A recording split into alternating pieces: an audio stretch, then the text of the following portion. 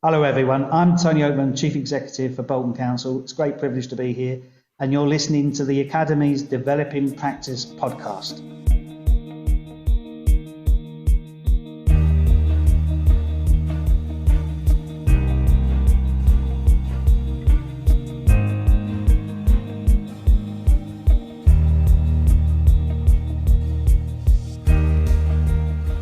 Hello, in this episode, myself, Matthew Davies, an organisational developer, and Alex Owen, academic developer, sat down with Tony Oakman, Chief Executive at Bolton Council. We discussed how Tony has led a large local authority through a pandemic and the tough decisions that he has had to make over the past 12 months. We hope you enjoy. Tony, we're really pleased to be speaking to you today. We're delighted to have you on the podcast as someone who has had to make some very difficult decisions as the leader of Bolton Council. But before you start, we really like to get to know our guests. So could you tell us a little bit about your background and how you've arrived at the position you're in now? Thank you, Alex, for that introduction. How have I got here? I don't really know, if I'm honest. My background's a bit of a strange one. My mum was a single parent and a victim of domestic violence.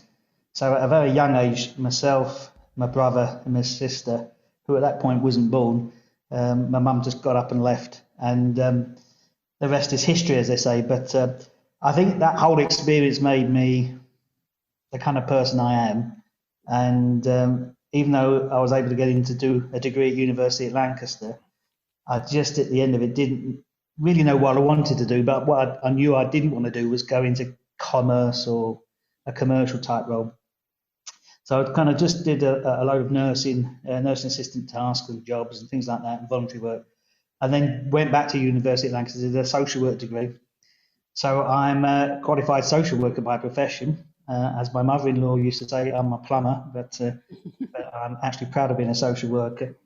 And the rest just kind of followed through, really. And I think over time, people kind of encouraged me to say, look, why don't you do this type of role? And somehow ended up eventually being a chief exec in the council. And it's not by a kind of career path design. I didn't think I'd ever get to this level of role, not that I set out with that intention. I've worked in all sorts of parts of the country. I've worked in Scotland, I've worked in South Yorkshire, I've worked in Merseyside. But as my friends would say, I'm an adopted northerner because I spent more of my life in the northwest. And despite my accent, which has clearly got a southern twang, I love the Northwest and will continue to live here and work here. Wonderful. So would you say some of the experiences that you went through as a social worker was what drove you to then moving to the council to try and make a difference at maybe a strategic level? I think so, but I don't think it was as grand as that. I think I've always been driven by values and integrity, and some of that is about being authentic, and sometimes it's having conversations which are open and honest, which I think sometimes doesn't always happen. And I think someone said to me that I would be better in a more senior type role than some people because I'd try and make a fair judgment or do things in the right way. And I don't know if I have always been able to achieve that, but I think, to be fair, that's what motivates me. That's why I came into public sector service. It's to me about making a difference. It is sometimes about making judgments and making difficult decisions and balancing things off, but giving the best advice to politicians or external bodies or groups, but doing it in hopefully a friendly way and an honest way, but in an authentic way. I keep using the word authentic because I think being authentic is going to be even more important post-pandemic. Because I think it will be about relationships with citizens and how we construct those going forward. Were you working in the children's social care, or was it adults that you went into? I did a bit of both, really, if I'm honest. Right. And that was because I think, in some senses, adults' work was about setting direction and influencing, shaping services as much as it was about protecting the most vulnerable. I think in children's, and it's a tough job, I don't think there's sometimes the same level of scope. So that was a conscious decision.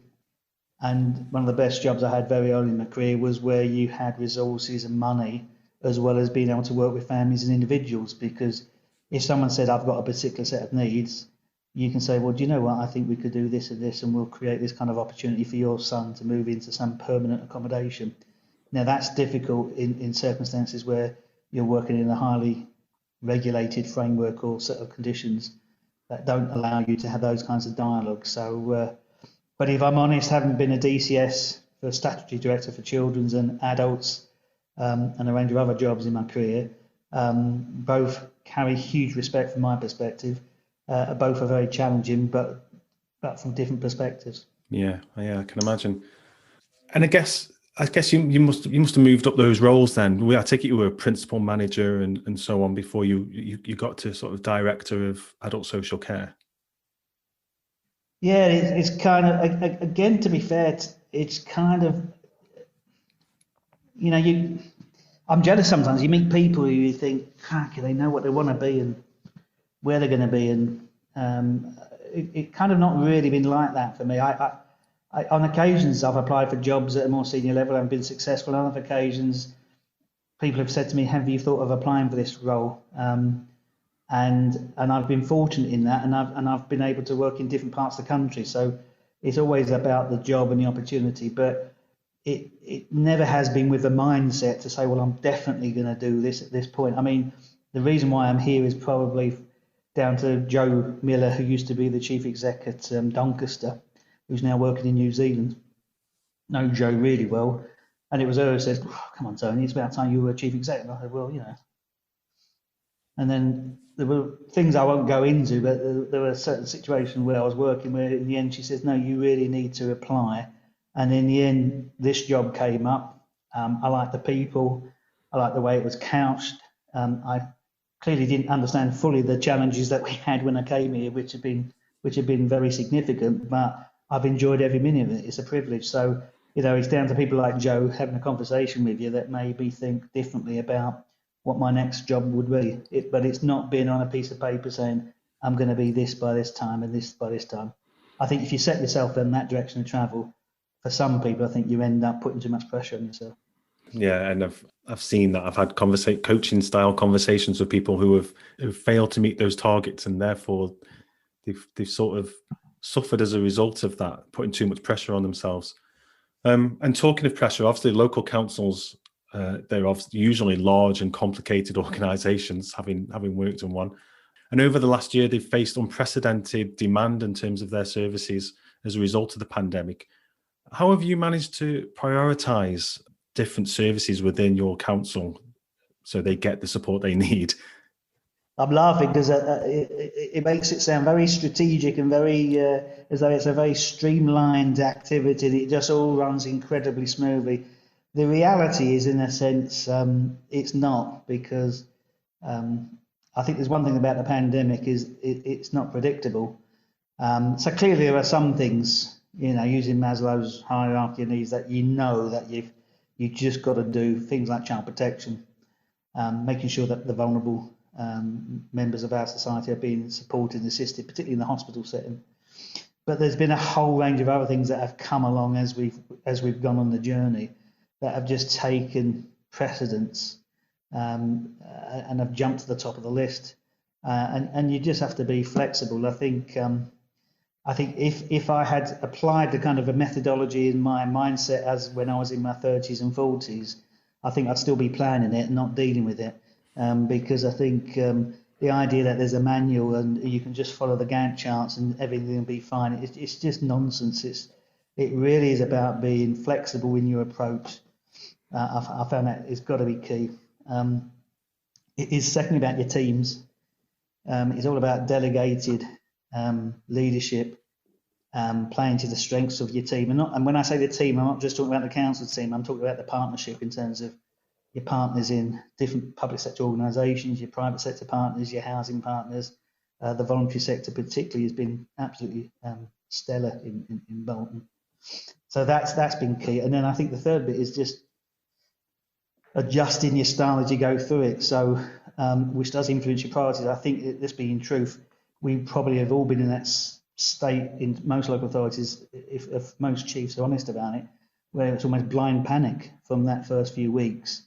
Because you're suddenly having to adjust the whole way of operating and working So you have to change your style and approach. I remember being very Donald Trump-like.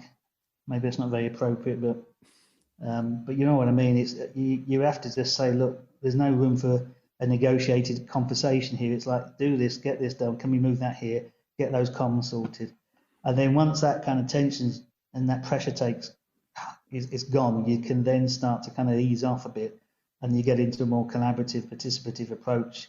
And then guess what? A few weeks later, for whatever reasons, you have to go back to a more direct approach. And in the middle of all of that, you've got your political leaders who are wanting clarity, wanting comms, somehow expecting the same business to carry on in the same way, which clearly it couldn't. And then trying to communicate and manage those political processes completely differently. So I remember very early on, and it just shows how far we advanced, even within about 6 weeks. In the first 2 weeks, we were on telephone conference calls because the system couldn't cope with the bandwidth in terms of the systems and technology. I will say this, and I don't mind this being kept in, politicians who had laptops, hadn't been using laptops, and suddenly found that they weren't working now that they needed them. You roll it forward to today. Last week we had a full council meeting, all done electronically, £37 million worth of cuts voted through, a huge and significant political debate, all pretty well mannered but well constructed, and not a chamber meeting or a glass of water was passed around the chamber. It was all done virtually. So all of that is a consequence, I think, of that kind of different prioritisation, but different. Pulling on different skills and capabilities across your team and partners, and within the kind of resources of the council to get to that kind of position. But it's just not a straight line, that's for sure. So you're saying, Tony, that potentially you had to adapt your leadership style to kind of respond to the pandemic and maybe work in a way that often felt quite uncomfortable, maybe? Yeah, it does, because I think there were situations very early on when, you have a responsibility and duty to your employees, and suddenly you're under huge pressure around decisions or discussions around staff presence. How do you protect your frontline staff who don't have a choice in terms of doing some of the things that we have to do? But then you've got a whole range of other staff in buildings. You have a statutory responsibility. And in some senses, it goes back to, you have to use, some of it's intuitive. It's not, as I said, it's based upon probably experience and judgment on other things on a smaller scale, but you have to make some judgments. And as ever, it was almost like a kind of major incident style management, really. You're in a virtual room, although we were in a room initially in a larger room, and you're literally just kind of rattling through the things, testing people's assumptions and thinkings about what the proposition is or what the challenge is, and then coming to a fairly smart judgment. And therefore, that doesn't really fit with the kind of the way of working normally, which is what I would say is more participative, engaging, and inclusive. And certainly when it's about your partners, but we were in a situation where we just had to make some really quick decisions. And where we had delegated, for example, some aspects around comms particularly, which was really problematic, I just dragged it all back in because it was beginning to unravel, because the comms wasn't getting out to the right quality and standard, but more importantly, it wasn't in a timely manner. By the time it came out, it was almost like 2 days out of date type of thing. So we said, we've got to, so we had to change and say, look, this is the process, this is the framework, this is the methodology by which we will sign off the communications that go out, and therefore we will keep it like that. And actually there's an element of it we still use today, because actually it was given some quality assurance in terms of the content, but the rest of it has gone back to a more kind of delegated approach. So that's just an example. Yeah, great. And so it sounds like you had to, adapt very, very quickly and respond to this major incident. How have you personally found that? What impact has that had on you personally? I think it's a difficult one, really, because and the reason why I'm kind of taking time over it is it's been going on for so long now. It almost becomes part of the furniture. It's part of the kind of makeup of the approach that every day is unpredictable at the minute. I mean, I know the numbers are going the right way for us. But for example, if you look at Bolton, we've been in restrictions since the summer of last year. And therefore, in a strange way, my work approach, my personal work lifestyle and work approach has improved, believe it or not, because I don't now sit in the car for hours in the morning. I mean, I used to get in early, really early for 7, because to avoid the traffic. And then I would stay until late to get all my tasks done, or there might be committee meetings, so I could be here till 8 or 9, and then getting home at 10. Well, that's not a particularly healthy lifestyle, but I've changed my lifestyle deliberately because I'm in the office. I've been in the office all the way through the pandemic, but I will now sometimes work from home at a certain point in the day if I've got a committee meeting, because it means when I finish at 7 or half 7 or 8 or 9 at night, that's it. I'm at home. Yeah, great. And then conversely, we're talking about dogs earlier, so I've got 2 dogs. So every morning I go for a good hour's walk with them. And it means the moment I get in the car, I phone up Stacey, my PA, and then we start going through emails and stuff. By the time I get into work 7:30, because the traffic's less now and everything, it's just different. So that's different.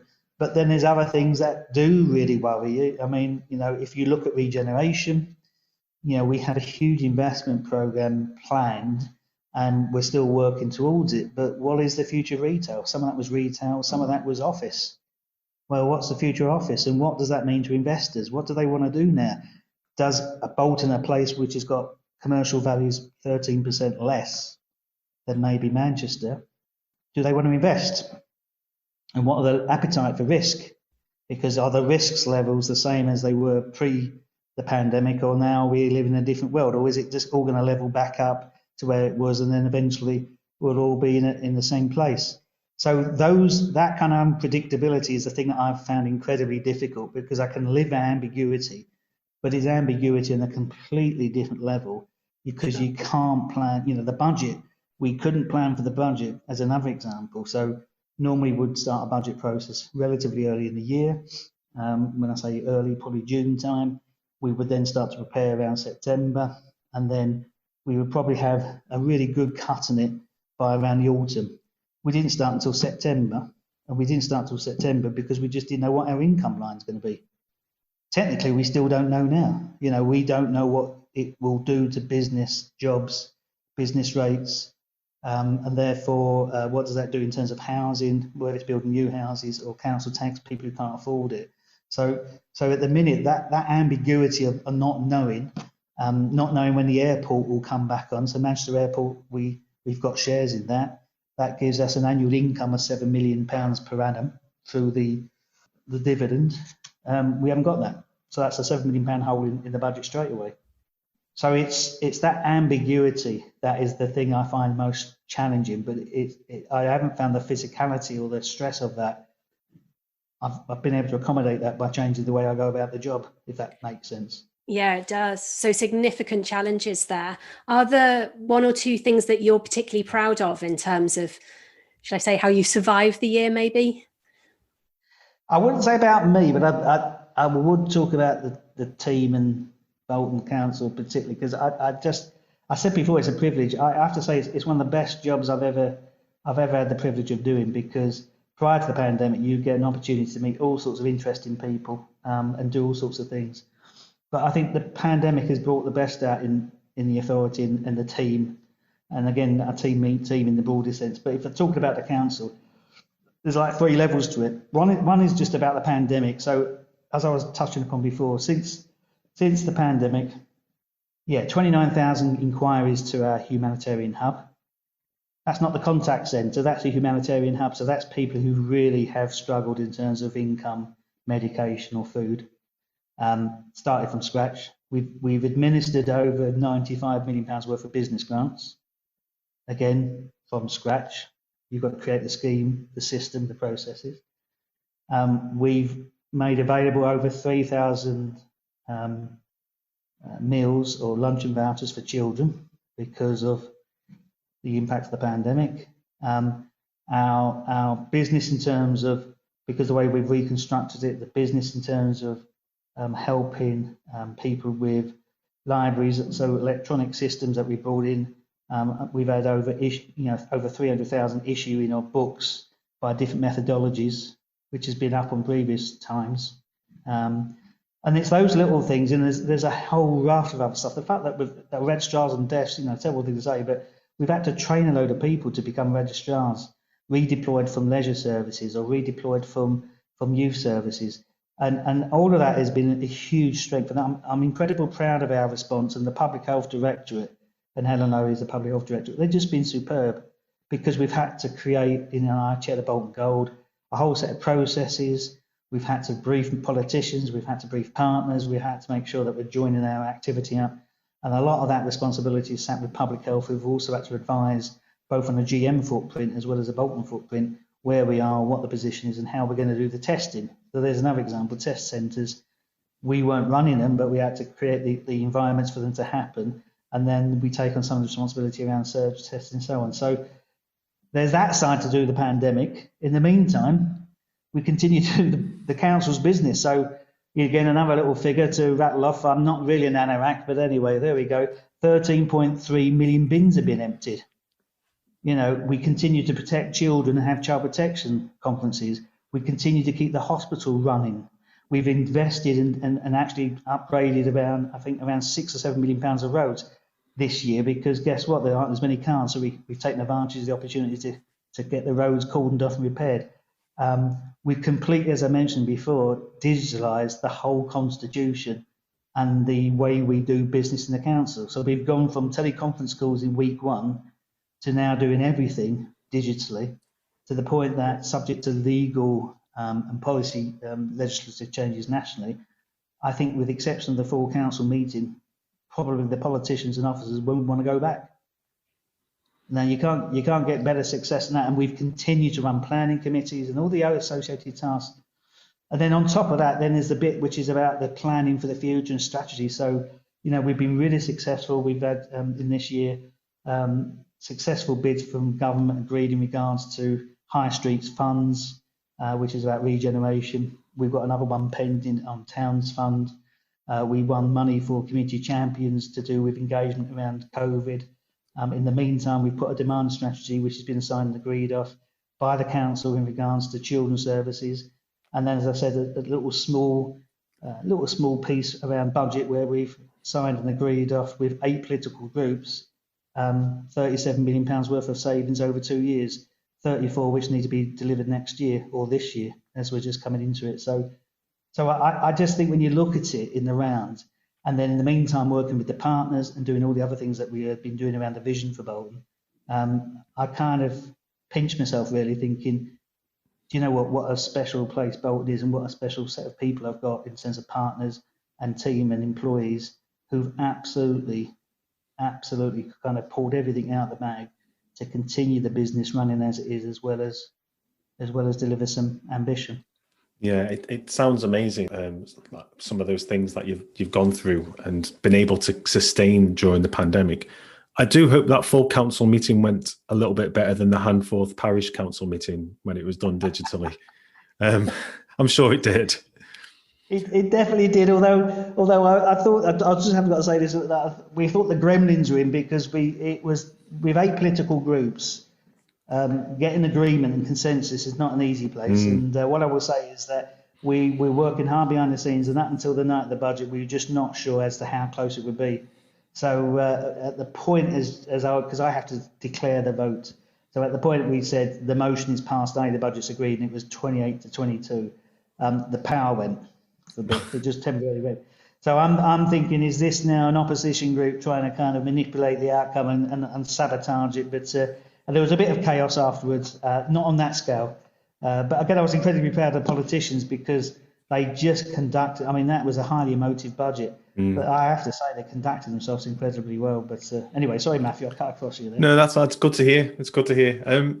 You mentioned there as well about Bolton being in a lockdown since sort of late summer.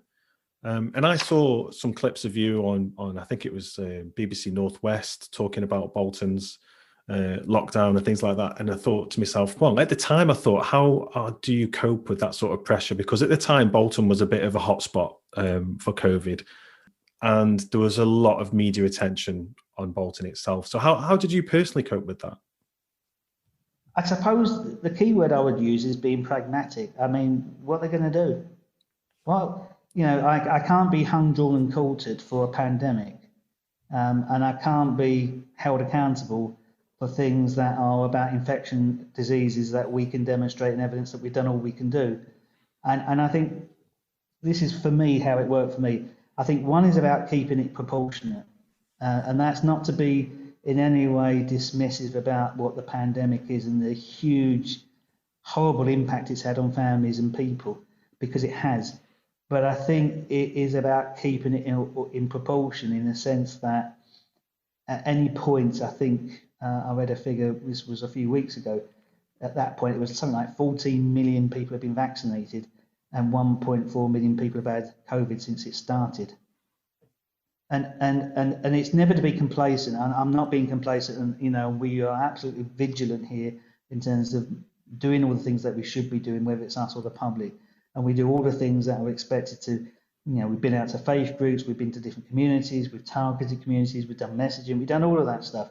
But at the end of it, it is a pandemic, and therefore you have to keep yourself pretty sane and measured about how you respond and how you deal with it. If you start getting yourself into a space about, oh my word, it's gone up by 0.2% this week, or we've gone to the top of the pops.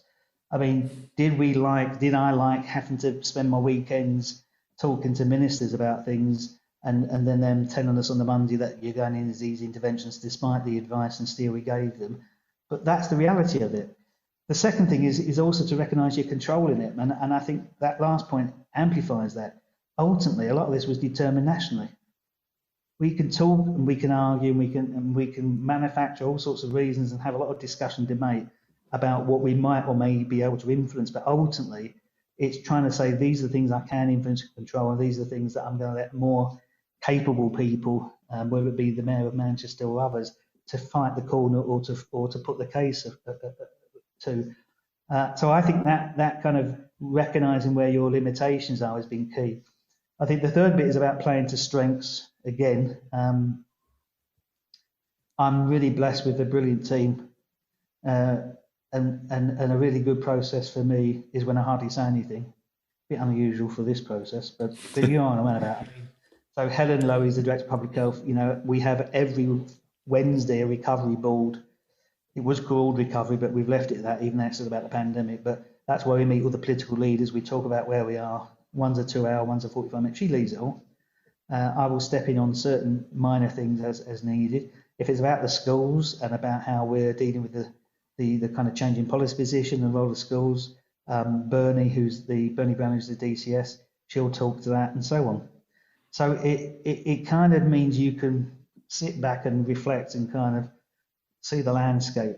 And then the final thing is I suppose it is planning, but I think it's planning with a high degree of flexibility. Like I said, the kind of person I was to the person I am today is very different. And I think, sometimes people are looking for perfection or looking for an absolute answer.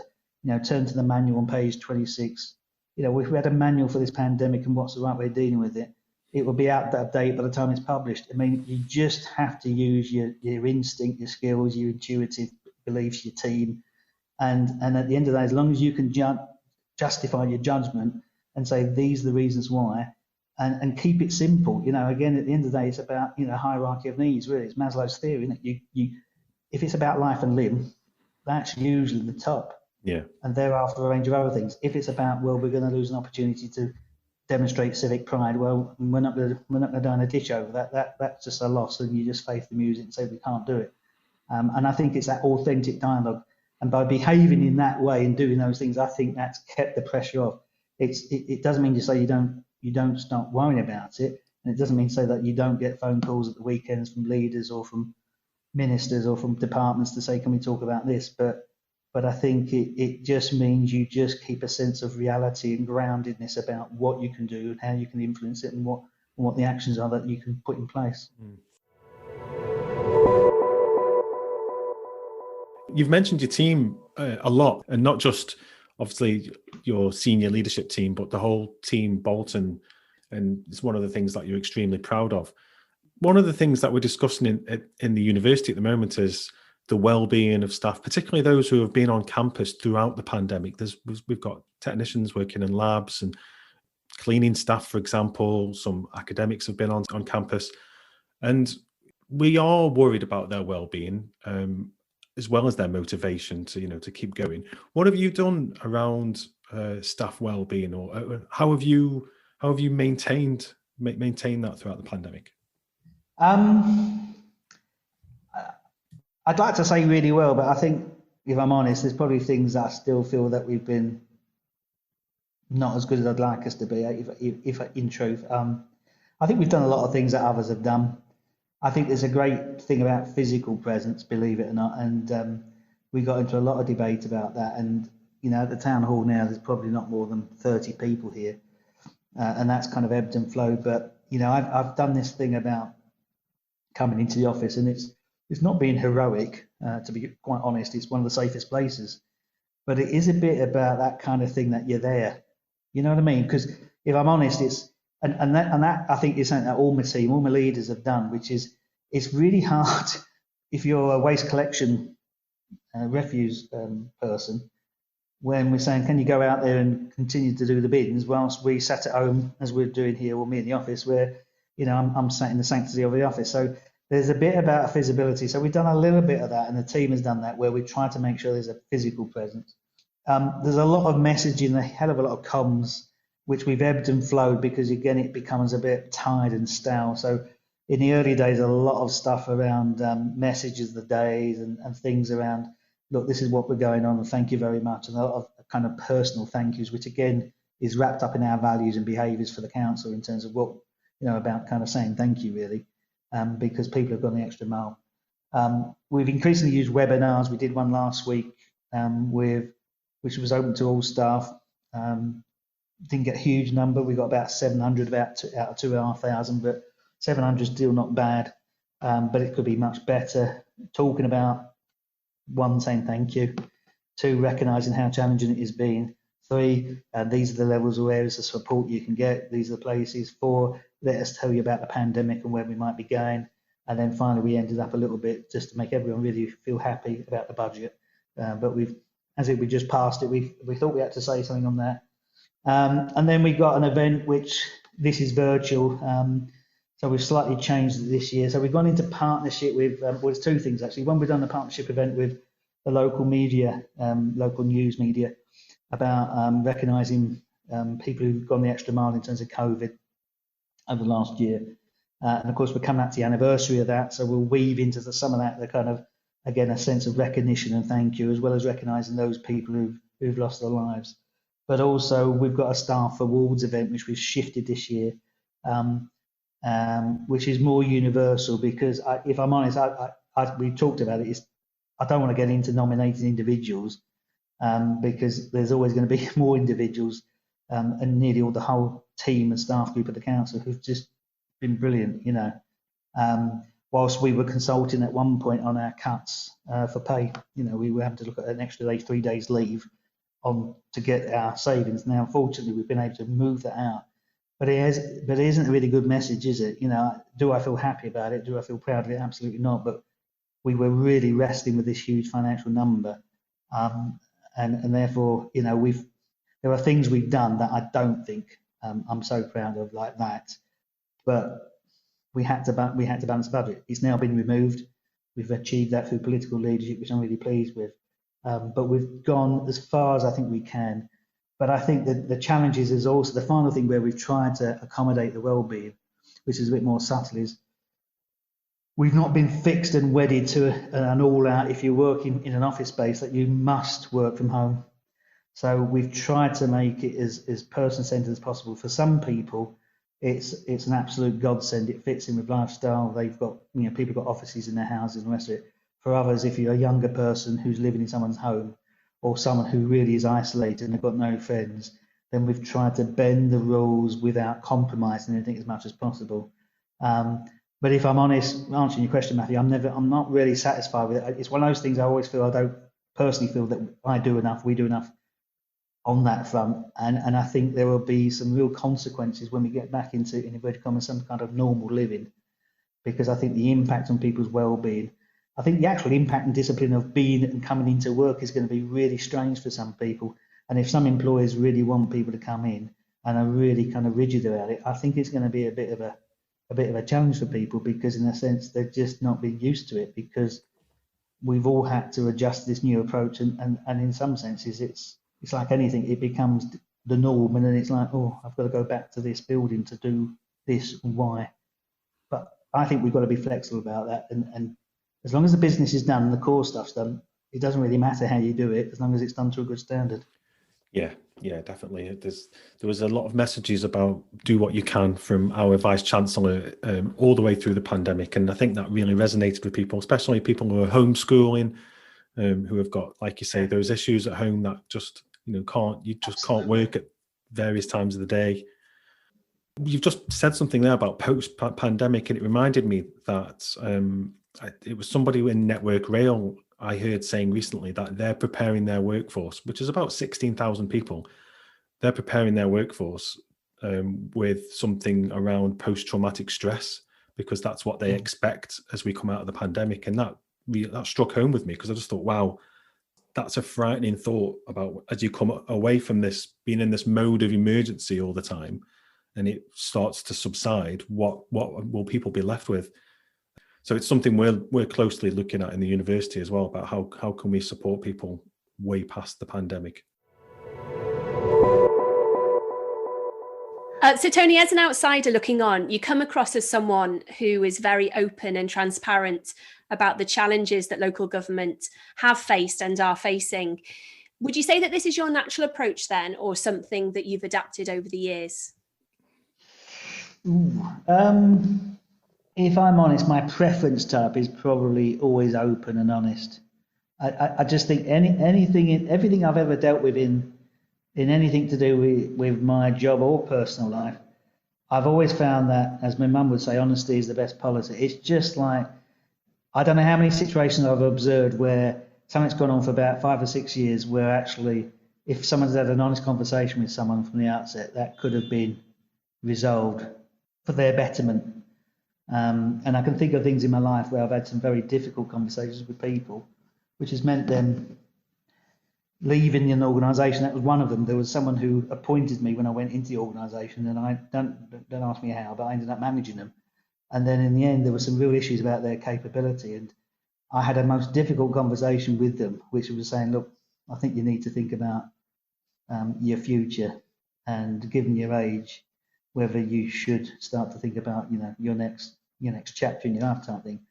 And it was not easy. It was really, it was horrible, really. And it wasn't pleasant for him, and it wasn't pleasant for me. And then there was an event for someone else leaving, and I wasn't involved in that, I have to say. This person came back for their leaving do, and he saw me and he came across the floor and thought, oh God, this is going to be kind of like one of those events where do I hide? And he came to me and he said, oh, have you got a minute? And I said, yeah, how are you doing? I won't mention the person's name. He says, I'm really good. And he says, I just want to say thank you. And I said, what do you mean? He said, because you had that chat with me. He says, I wouldn't be doing the things I'm doing now. And he told me what he was doing. He says, it's been the best decision in my life, because he said, I realised how unhappy I was. And I just think there is a need. We talked about, I use the word authentic at the beginning of this podcast, and I just think sometimes we're too diplomatic, too cosseted in how we say things, and that's not about being offensive or abrupt, but it's about sometimes just saying, actually, do you know what, this needs a rethinking. And if you think about local government, what I find really frustrating, and I have been raising this with politicians locally and regionally, as well as with civil servants from various departments, is that I think it is, personally speaking, a disgrace to the way that local government has been treated in the recent decade, if not a bit longer. And I've raised this with the LGA as well, because we're victims of our own success, because we keep taking money out of the hat and we keep delivering. But I think we're reaching a very serious point in local government, where if we are not seriously given the level of investment support, I think the future of local government as we know it would just never be the same. I don't think it's sustainable. And that's not someone who, because of my age and, it's been tough, we have taken out in Bolton Council over 10 years, 220 odd million. So if I said to you, you're going to run your business with 50% less money, when your demand's going up for your products and more people want to buy your cars or more people want to buy your food, but actually you've got less money and you can't invest in new technology. Our net revenue budget for the council is 257 million, but we've had 220 million taken out. I've just signed off the £37 million budget cut. Now, we will deliver all our statutory duties, but it doesn't take a very bright person to realise that if you keep doing this, the impact, not just for a council, but for the society, and actually the way we've dealt with the pandemic in these recent months, it's just self-defeating. Because every time we cut something, the homeless person or the person who hasn't got income or the person who needs advice about welfare rights or the person who needs support in their home isn't going to be so readily available. And then if we can't get people out of hospital in the same volumes and flows, guess what? You've got even bigger problems, not just a pandemic, you've got a long-term problem. And I think this attitude to local government is just appalling. And I think, if I'm honest, so I will say this and I don't want it edited, I do think LGA and others do need to be a lot more vocal about it. I would say the Mayor of Manchester needs to be more vocal because, I'm really pleased, absolutely genuinely pleased that investment and funding has been found for sectors such as hospitality, for businesses, and we're talking billions.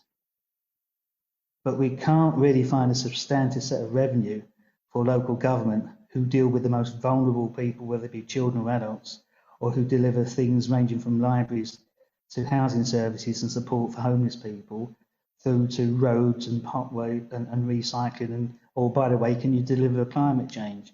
It's just like, there reaches a point where you're saying, come on, where's the realism? Where's the pragmatism?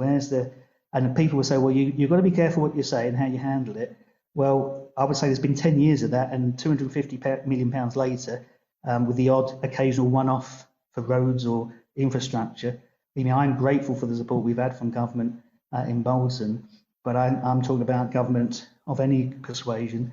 Local government needs a real investment, because I think mergers or combining authorities will get you some short-term efficiencies, but it's not a long-term solution. And if you're running a business where your demand keeps going up and you're getting more and more products, but you're not making profit from it, you wouldn't be running the business. It's as simple as that. But that's the reality of local government.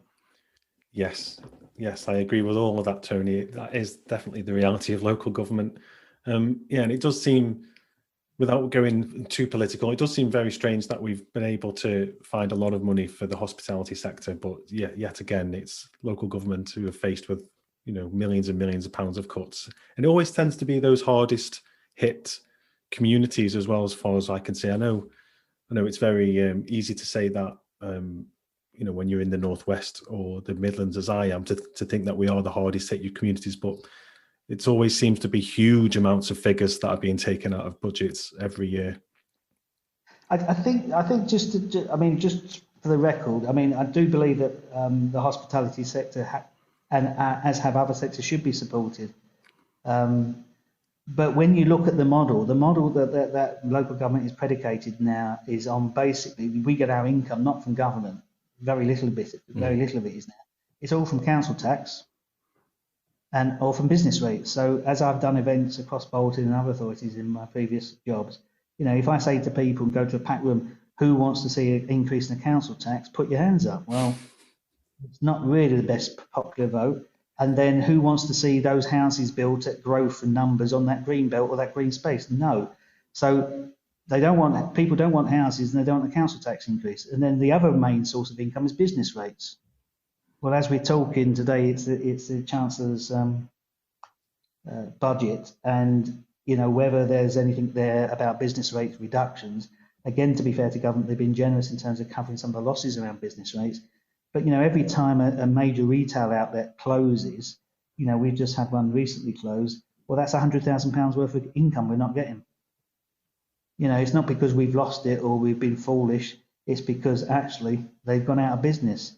And if the retail sector is really beginning to shrink, and if people are saying we can't survive because business rates are too high, but that's what our model is predicated upon, then the challenges are there for everyone to see. And that's my plea. It's just kind of being really authentic about it. If that's the reality of it, and that's what people expect us to deliver on, then there's a conversation with the citizens about what their expectations are of public service. Because you can't just keep saying, well, you'll get the same standards, you'll get the same quality, and the roads will be done, and the bins will be emptied, and we'll protect it. You do all of that when you're realistically working with a smaller amount of revenue, because it's revenue that's key. It's not the capital. Capital's great, but it's revenue. It's the recurring money. Yeah, I mean, that area-based grant, as I used to see it, disappeared a long, long time ago. It doesn't exist anymore. No. Tony, it's been great to spend the last hour with you. And we do this with every podcast. So we always finish with 3 or 4 take-home tips that the listeners could reflect on in terms of their own personal practice. You've given us a lot already, to be fair to you. But if you do have any sort of short tips that they could reflect on in terms of their own practice, what would they be? Less is more. Always like that one. Keep it simple. Don't beat yourself up, which is something I fail miserably on, and enjoy it. Just enjoy it. It's a privilege in whatever job we do in public sector. And if you don't like it, then get out. Find another job. Brilliant. Thanks for your time, Tony. Brilliant. Okay. Thank you. Lovely meeting you. Take care, you two. Bye.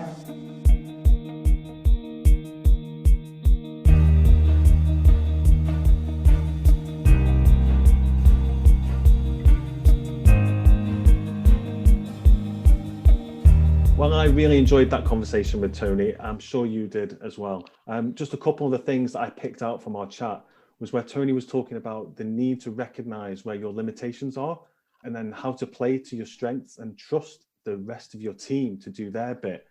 And another thing he was saying was about having a high degree of flexibility. And I really, really like that because we've had so many changes over the past 12 months and nobody's plans have been able to be carried out as well as they thought they would have done. So we need to not look for an absolute answer or perfection and just use our instinct and our skills and to be more flexible. Yeah, absolutely. That's something that I picked up on as well. I really like what he was saying about how, particularly in a pandemic, he's been playing to the strengths of his team. And in regard to that, he's really sought to be flexible and he's adjusted his priorities as he's progressed through the last year. He said something about how he's had to change his personal style of leadership and his personal approach as time has gone on. And I think that's really important that we are flexible, particularly at the moment. Well, there's lots there that hopefully will have caused you to think and reflect about your own personal practice. If you want to take your thinking further, we've added some resources to the website on a specific podcast reading list, which you can access at liverpool.ac.uk/the-academy/podcast.